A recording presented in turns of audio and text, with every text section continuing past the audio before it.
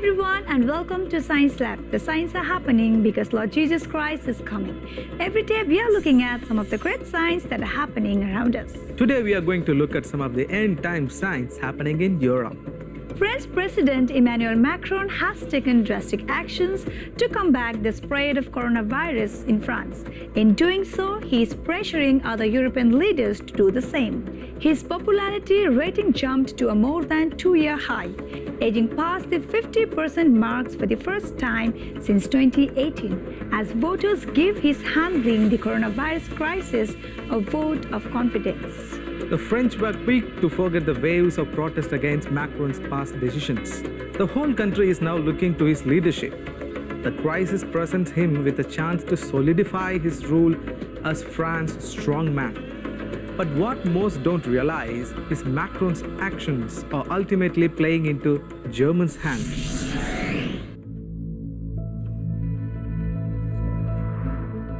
Like other countries around the world, France wasn't prepared for the coronavirus crisis. Its economy is threatened by recession and its hospitals are overburdened with patients.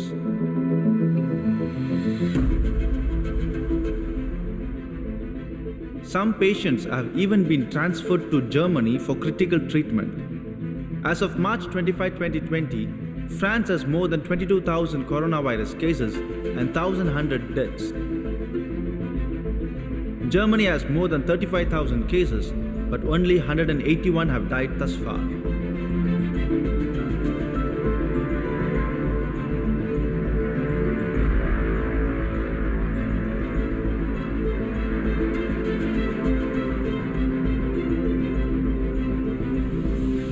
The people in France are glued to Macron's speeches.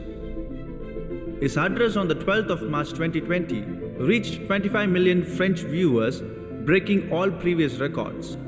But that record was soon broken. On the 16th of March 2020, his address reached more than 35 million people, 96% of television viewers. The enemy is real, though not as lethal as some claim. Yet the people are scared. That's why even Macron's lockdown of many French businesses and most public life is widely accepted.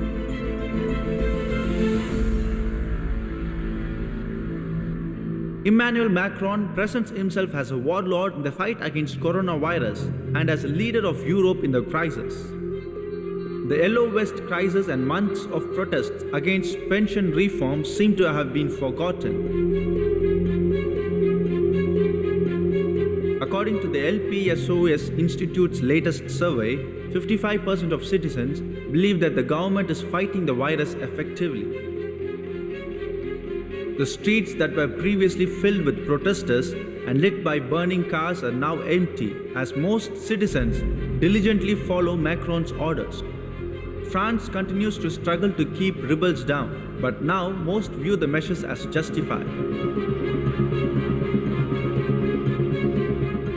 The people yearn to return to a routine, believing that if they follow the government's orders, it will come sooner rather than later.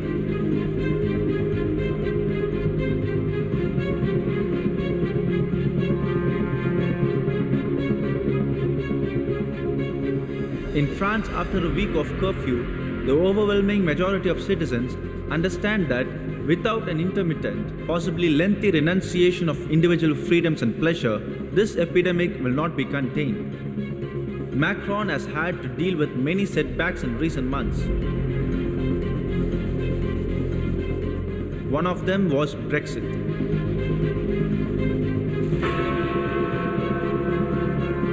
Britain officially left the European Union on January 31, 2020.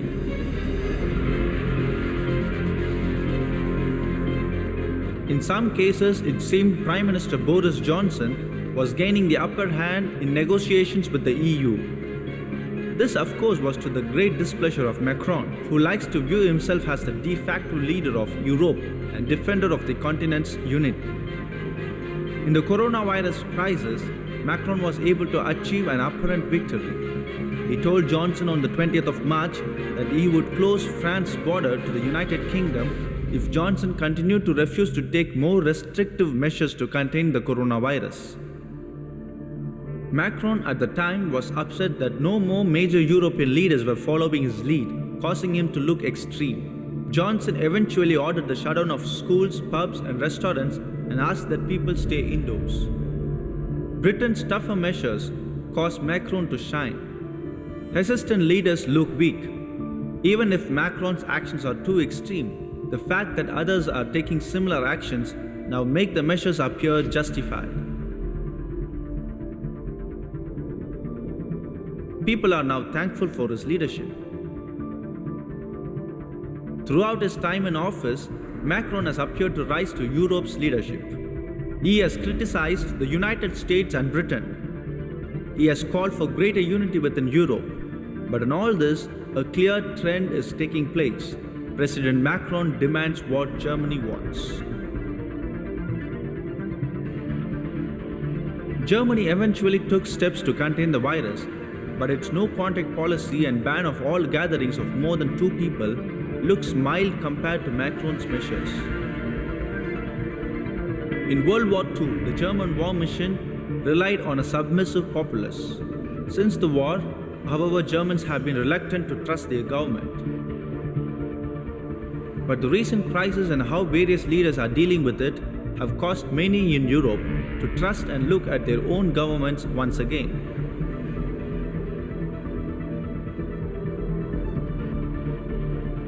Out of all the nations in Europe, Germany was the most prepared for the crisis.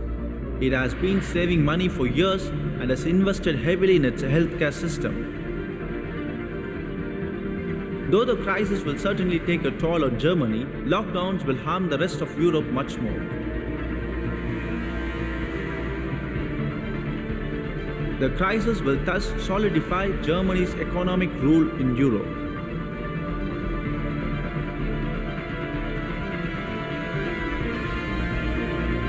Macron is leading Europe into lockdown and effectively tying Europe's economic needs to Germany. In a very subtle way, he is helping Germany take on more leadership in Europe and appear moderate in doing so.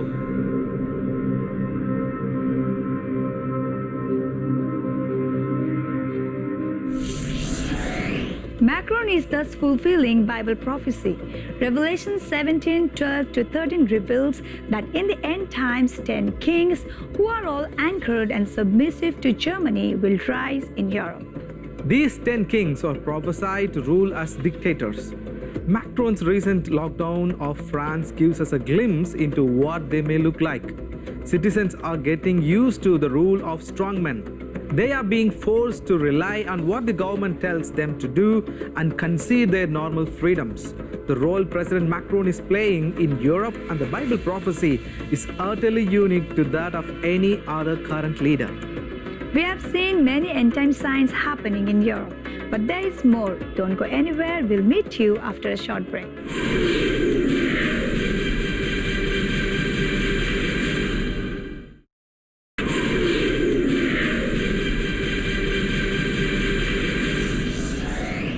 Welcome back to Science Lab. The signs are happening because Lord Jesus Christ is coming. We have seen about the end-time signs happening in Europe, and let's continue. In the midst of the coronavirus pandemic, on April 22, 2020, French President Emmanuel Macron sought a dialogue with representatives of religious and secular associations in France, hoping to unite France in renewed solidarity. In Emmanuel Macron's talk with cults, Macron wanted to hear from the worship leaders how the containment measures were perceived in their various communities. But in the second time in the past 2 months that the French president had held a meeting of this nature, his most recent meeting shows how much he is concerned about the crisis' effect on France's social fabric.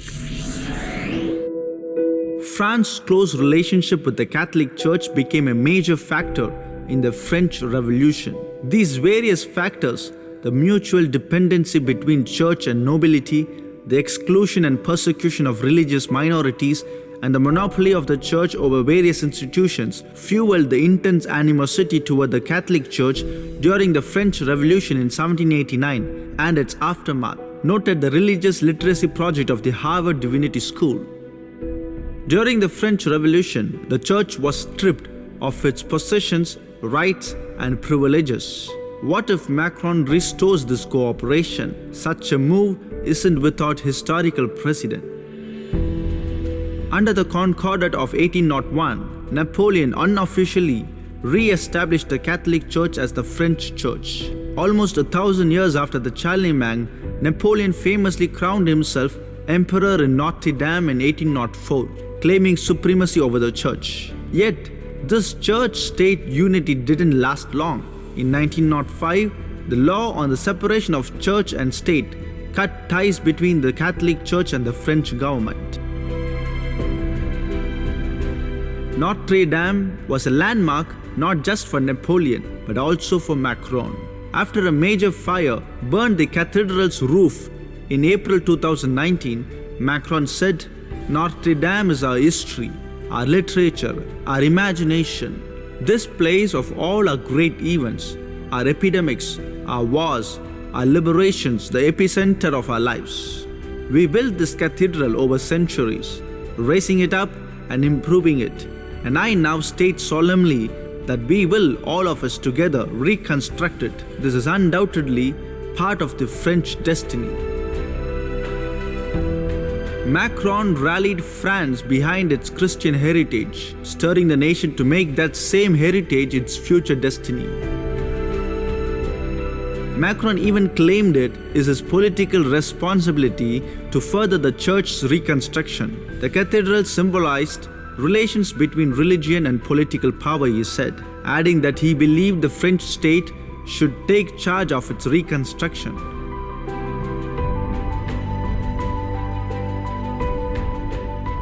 Macron even engaged in a debate how the future of the cathedral should look. Many clerics believed his involvement went too far, but he wasn't deterred by their criticism. Even though cooperation between church and state officially ended in 1905, it revived during the two world wars. Many Catholic leaders and institutions had been vocally anti-Semitic in the decades leading up to World War II, and many, though not all, supported the Vichy regime, which collaborated with the Nazi government and was culpable in the deaths of roughly 75,000 French Jews, wrote the Harvard Divinity School. It is right that we honor the marshals who led France to victory in World War I, Macron said, calling Pétain a great soldier, even though he had made disastrous choices during the Nazi occupation of France. Should a man with such a history really be honored? Macron may have made these comments because he too is cooperating with Germany today on a dangerous level. The Bible warns what happens when such cooperation occurs. Revelation chapter 17 and verse 10 prophesies that the Holy Roman Empire will be resurrected 7 times. Adolf Hitler led the 6th resurrection. The Apostle John saw this final resurrection of the Holy Roman Empire in vision, depicted as a beast with 7 heads and 10 horns. God revealed the symbolism to him. The 7 heads are 7 successive resurrections of this beast-like empire. Revelation chapter 17 verse 1 and 2 show this empire is an alliance with the church, symbolized by a woman. This is an exact prophecy of the Holy Roman Empire, a church-state alliance. The final resurrection of this church-state alliance will occur in our day, and France is prophesied to be part of it. France is resurrecting the Holy Roman Empire. France defies America and Britain, allies with the Catholic Church, and empowers a German-led European superpower. While visiting the World War I battlefield of Verdun on the 6th November 2018, Macron called for a true European army, saying, "We have to protect ourselves with respect to China, Russia, and even the United States of America." A few years ago, it would have been inconceivable to consider a conflict between the European continent and Britain and America, but not in the era of Brexit and Donald Trump's presidency. The Bible is dogmatic that this conflict is coming, and it also predicts that the Catholic Church will play a major role in it. The European Union is morphing more and more into an empire with its own army and leadership. We are also seeing a push to increasingly involve the Catholic Church. In a March 2019 letter to European citizens, Macron called for a conference for Europe that would engage with citizens panels and hear academics, business and labor representatives and religious and spiritual leaders.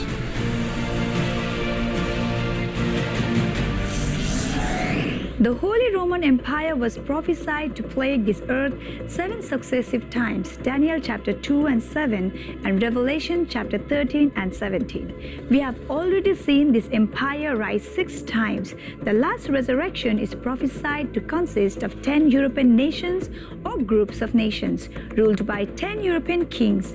At the helm of the empire will be Germany. The soon coming union between church and the state is a crucial part of the fulfillment of this prophecy. You need to understand what these prophecies mean, how they are being fulfilled, and where this is all leading. All this shows that what is mentioned in the Bible that are going to take place in the end times are taking place in our lifetime. We are living in the last days and the Lord Jesus Christ is coming again very soon. Thank you for watching this episode. Don't forget to tune into Science Lab next time. And before we end the show, we would like to ask you a question. Who seeks to use religion to unite his divided country? Option A, Angela Merkel. Option B, Emmanuel Macron. And option C, Sebastian Kurz. Send us your correct answers to our email address sciencelab@angeltv.org. If you have missed any of the episodes, don't worry, you can watch it again in our Science Lab YouTube page. But don't forget to like, share and comment on this video. And also ask your friends and relatives to watch the Science Lab so that they will know that we are living in the last days. Remember, signs are happening because Lord Jesus Christ is coming. Maranatha.